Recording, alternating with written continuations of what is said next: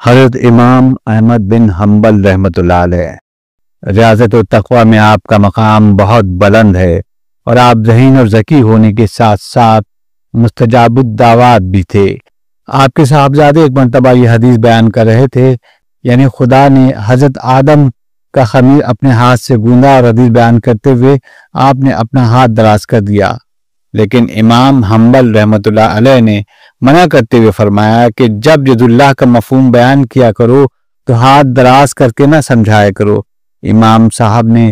بہت سے مشہور و جلیل القدر بزرگوں سے شرف نیاز حاصل کیا، اور بشر حافی کا قول تو یہ ہے کہ امام حنبل رحمۃ اللہ علیہ مجھ سے بدرجہ افضل ہیں، کیونکہ میں تو صرف اپنے ہی واسطے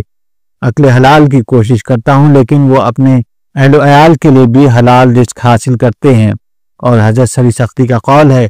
کہ معتزلہ نے آپ کے اوپر جتنی طعنہ زنی کی ہے، موت کے وقت آپ ان تمام چیزوں سے پاک تھے۔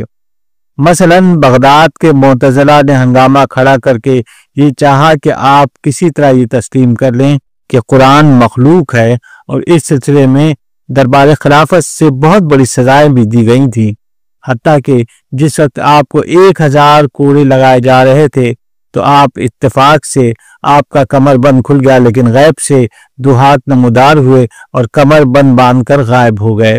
مگر اتنی شدید اذیتوں کے باوجود آپ نے قرآن کو مخلوق نہیں بتایا، اور جب آپ چھوٹ گئے تو لوگوں نے پوچھا کہ جن فتنہ پردازوں نے آپ کو اس قدر اذیتیں پہنچائی ہیں ان کے لیے آپ کی کیا رائے ہے؟ فرمایا کہ مجھے خیال کے مطابق گمراہ تصور کرتے ہیں، اور اس لیے تمام تکلیفیں صرف خدا کے لیے دی گئی ہیں، اس لیے میں ان سے کوئی مواخذہ نہیں کروں گا۔ منقول ہے کسی نوجوان کی ماں کے ہاتھ پیر شل ہو گئے تھے، اور جب اس نے بیٹے کو دعا کے لیے آپ کے پاس بھیجا تو آپ نے حال سن کر وضو کر کے نماز شروع کر دی۔ نوجوان گھر پہنچا تو ماں صحتیاب ہو چکی تھی اور خود آ کر دروازہ کھولا۔ آپ دریا کے کنارے وضو کر رہے تھے اور شخص بلندی پر بیٹھا وضو کر رہا تھا، لیکن آپ کو دیکھ کر تعظیماً نیچے آ گیا۔ پھر اس کے انتقال کے بعد کسی نے خواب میں دیکھ کر پوچھا کس حال میں ہو؟ اس نے کہا خدا تعالیٰ نے محض اس تعظیم کی وجہ سے جو میں نے امام حنبل رحمۃ اللہ علیہ کی وضو کرتے وقت کی مغفرت فرما دی۔ آپ فرمایا کرتے تھے کہ میں جنگل میں راستہ بھول گیا ہوں، اور جب ایک اعرابی سے راستہ معلوم کرنا چاہا تو وہ پھوٹ پھوٹ کر رونے لگا۔ مجھے خیال ہوا کہ شاید فاقہ سے ہے، اور جب میں نے کھانا دینا چاہا تو وہ بہت ناراض ہو کر کہنے لگا، اے امام حنبل، کیا تجھے خدا پر اعتماد نہیں جو خدا کی طرح مجھے کھانا دینا چاہتا ہے، جبکہ تو خود گم کر رہا ہے؟ مجھے خیال آیا کہ اللہ تعالیٰ نے اپنے نیک بندوں کو کہاں کہاں پوشیدہ کر رکھا ہے۔ وہ میری نیت کو بھانپ کر بولا، خدا کے بندے تو ایسے ہوتے ہیں کہ اگر وہ تمام سرزمین سونا بن جانے کے لیے کہہ دیں تو پورا عالم سونے کا بن جائے، اور میں نے جب نگاہ اٹھائی تو پورا صحرا سونے کا نظر آیا، اور غیب سے ندا آئی کہ یہ ہمارا محبوب بندہ ہے، اور اگر یہ کہہ دے تو ہم پورے عالم کو زیر و زبر کر دیں۔ لہذا تجھے اس بات کا شکر ادا کرنا چاہیے کہ تیری ملاقات ایسے بندے سے ہو گئی، لیکن آج کے بعد اس کو کبھی نہ دیکھ پاؤ گے۔ آپ کے صاحبزادے حضرت صالح اصفہان کے قاضی تھے، اور ایک مرتبہ امام حنبل رحمۃ اللہ علیہ کے خادم نے حضرت صالح کے مطبخ میں سے خمیر لے کر روٹی تیار کی، اور جب روٹی امام صاحب کے سامنے پہنچی تو آپ نے پوچھا کہ یہ اس قدر گداز کیوں ہے؟ خادم نے پوری کیفیت بتا دی تو آپ نے فرمایا کہ جو شخص اصفہان کا قاضی رہا ہو اس کے یہاں سے خمیر کیوں لیا؟ لہذا یہ روٹی میرے کھانے کے لائق نہیں رہی، اور یہ کسی فقیر کے سامنے پیش کر کے پوچھ لینا کہ اس روٹی میں خمیر تو صالح کا ہے اور آٹا احمد بن حنبل کا، اگر تمہاری طبیعت گوارا کر لے تو لے لو۔ لیکن 40 یوم تک کوئی سائل نہیں آیا، اور جب روٹیوں میں بو پیدا ہو گئی تو خادم نے دریائے دجلہ میں پھینک دی، لیکن امام صاحب کے تقوی کا یہ عالم تھا کہ آپ نے اس دن سے دریائے دجلہ سے مچھلی نہیں کھائی، اور آپ لوگوں سے فرمایا کرتے تھے کہ جس کے پاس چاندی کی سرما دانی ہو اس کے پاس بھی مت بیٹھو۔ ایک مرتبہ امام احمد بن حنبل سماعت حدیث کے لیے حضرت ابو سفیان سوری کی خدمت میں مکہ معظمہ تک پہنچ گئے، اور روزانہ آپ کے ہاں حاضری دیتے رہے۔ ایک دن اتفاق سے جب آپ نہیں پہنچے تو حضرت سفیان نے خادم بھیج کر خیریت معلوم کی، اور جب خادم پہنچا تو دیکھا کہ کپڑے دھوبی کو دے دیے اور خود برہنہ ہیں۔ اور جب خادم نے عرض کیا کہ آپ مجھ سے رقم لے کر لباس تیار کرا لیں تو آپ نے منع فرمایا۔ تو آپ نے فرمایا میری تحریر کردہ ایک کتاب ہے، اس کو فروخت کر کے 10 گز ٹاٹ لا دو تاکہ میں کرتا اور تہبند تیار کروا لوں۔ اور جب اس نے کہا اگر اجازت ہو تو کتان خرید لوں، آپ نے فرمایا نہیں، ٹاٹ کافی ہے۔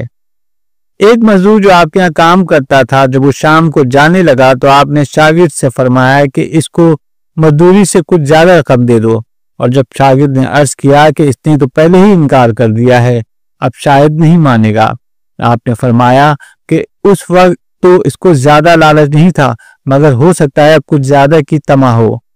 ایک مرتبہ آپ نے اپنا طباخ بنیے کے ہاں رہن رکھوا دیا، اور جب چھڑانے پہنچے تو بنی نے 2 طباخ آپ کے سامنے رکھتے ہوئے کہا کہ ان میں سے جو آپ کا ہو لے لیجیے، کیونکہ میرے ذہن میں نہیں رہا کہ آپ کا ان میں سے کون سا ہے۔ یہ سن کر آپ خاموشی سے بغیر طباخ لیے واپس آ گئے، اور یہ صرف تقوی کی وجہ سے تھی کہ بنیے کو یہ کیوں یاد نہ رہا کہ ان میں سے کون سا طباخ میرا ہے۔